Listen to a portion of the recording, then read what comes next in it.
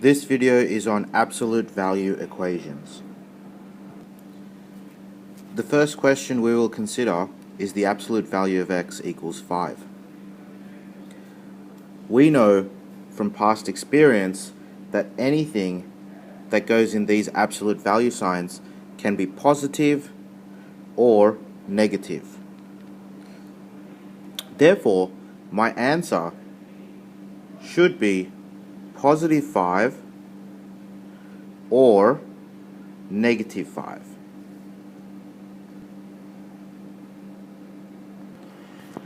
Here is a slightly more complex example. We still know that anything inside these absolute value signs can be positive or negative. So that's what I write for my equation. I write x minus 3 because it's inside the absolute value signs. That could be positive 7 or it could be negative 7. Okay, so there I've got my two equations. The answer could be positive 7 or the answer could be negative 7. From here, I solve each of these equations separately and I get myself two answers. X equals 10 or x equals negative 4. Just like the previous example, once again, there are two answers. However, when there are multiple terms inside the absolute value signs, both the answers will not always have separate signs. That means that they may both be positive, they may both be negative.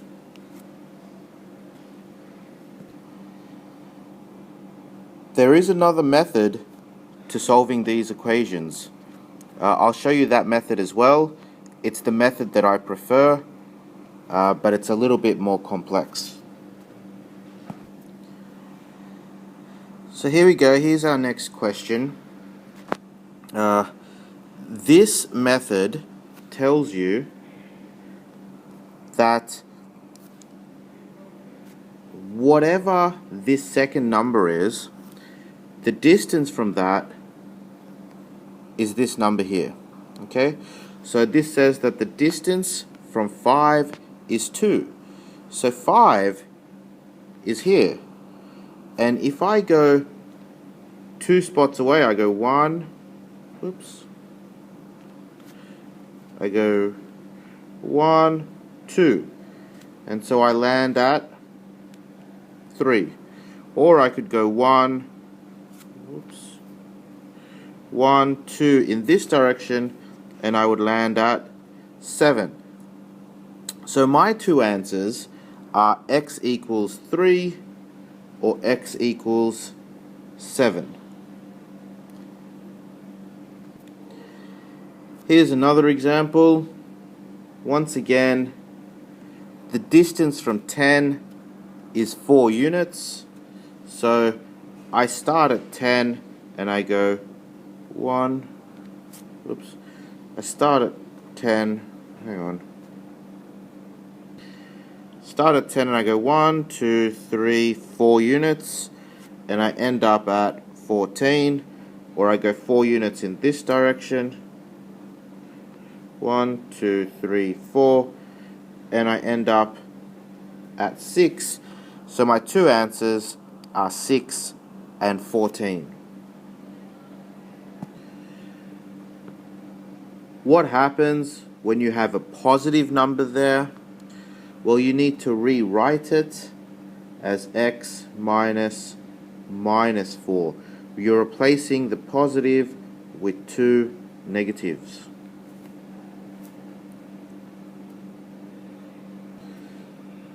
The idea is that it must always be x minus something within the absolute value signs. Now that you have x minus something, you have x minus 4, we can draw our number line. And if you have a look here, our key number is -4, so that's where we start, and we move 1 unit. So I can go 1 in this direction, or I can go 1 in this direction. So my two answers are -5 and -3.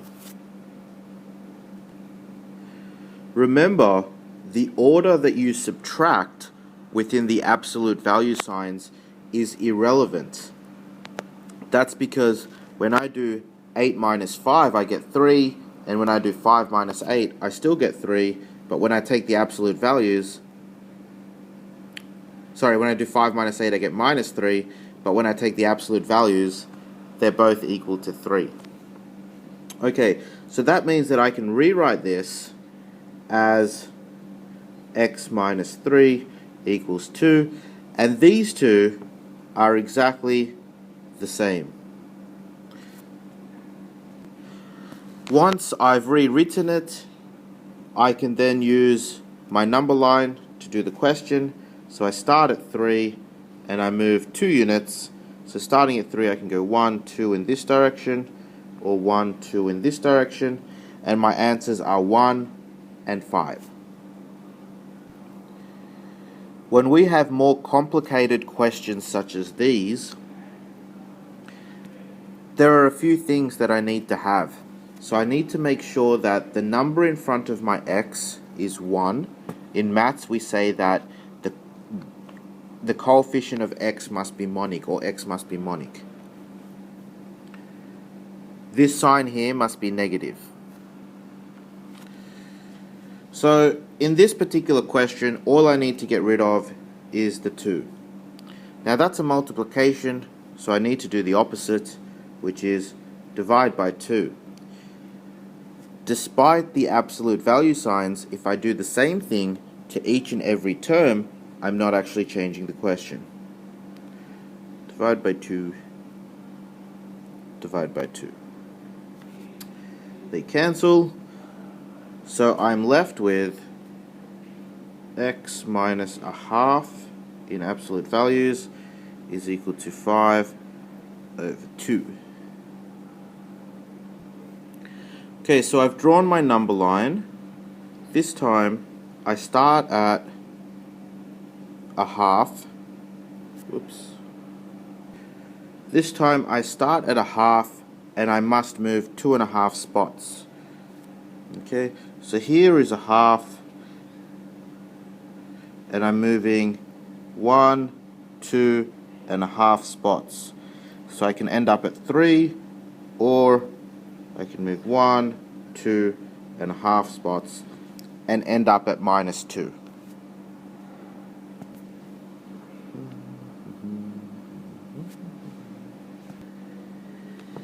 If we were to do this algebraically, I would get my two equations.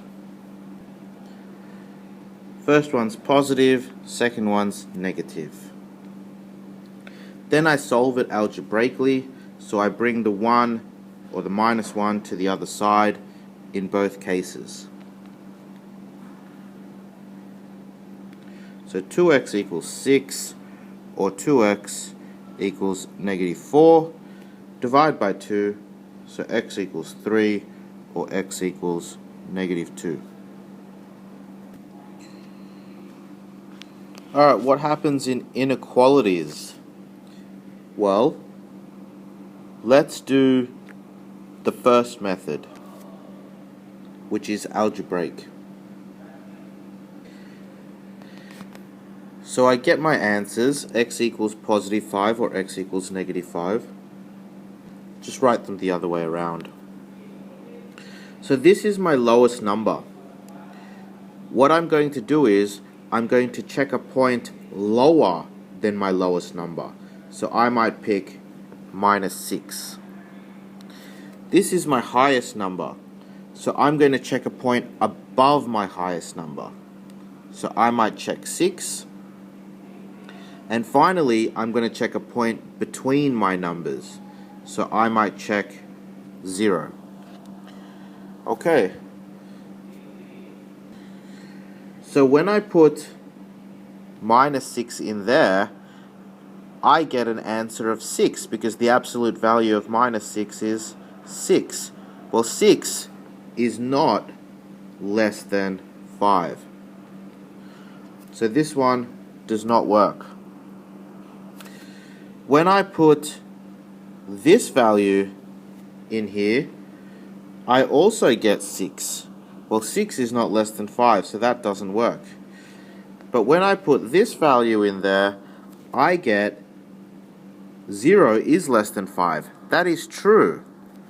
What that means is that my answer lies in between these two values.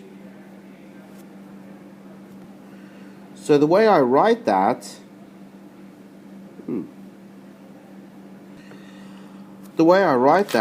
is that x is between -5 and 5. Now these signs must always point to the smaller number. So if you have a look at the first one, it's pointing to -5, which says that x is bigger than -5. And if you look at the second one, it's pointing to the x, which says x is smaller than 5. Now if you combine them, it means that x is between -5 and 5. If we were to do this graphically, remember we need to satisfy a few conditions. In front of the x there needs to be a 1, which is true, but it needs to be minus something. Now there isn't anything there, so I could write this as x minus 0 is less than 5. What that means is the distance that x is from 0 has to be less than 5. So once again, I pretend that this is an equal sign and I do it like I normally do. So here's my number line. I start at 0 and I can go 1, 2, 3, 4, 5 in this direction, or I can go 1, 2, 3, 4, 5 in this direction. Next, I have a look at this sign and it says that the distance is less than 5. So what that means is that, oops, don't color it in. All of these answers must be true, okay? Because the distance from here to here is 5, so all of this is less than 5. Similarly, the distance from here to here is 5, so all of these answers are less than 5. Now, alternatively, if the sign had been greater than, what we would do is we'd put our circles here and we would point further away. Okay, and if it were greater than or equal to, we would color our circles in for the equal to part of it. That's all for this lesson.